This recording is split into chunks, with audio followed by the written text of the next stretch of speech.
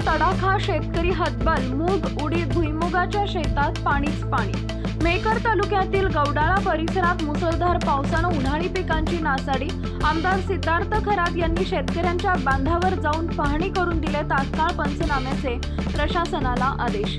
मेहकर तालुक्यातील गौडाळा गावात अवकाळी पावसानं शेतकऱ्यांच्या पिकाला चांगलाच मोठा फटका बसलाय। गेल्या काही दिवसांपासून उन्हाळी हंगामासाठी जोमानं उभारी घेतलेल्या मूग उडीद भुईमुग आणि इतर पिकांचं मोठ्या प्रमाणात नुकसान झालं आहे।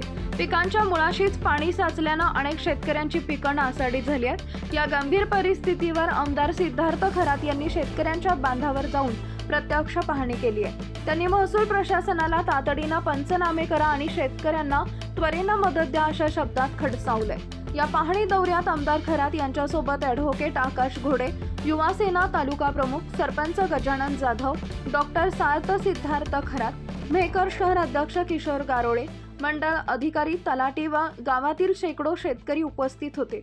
शेतकऱ्यांनी आपली व्यथा स्पष्ट शब्दात मांडली तर आमदारांनीही प्रशासनाकडे तात्काळ कारवाईसाठी ठोस सूचना दिल्या।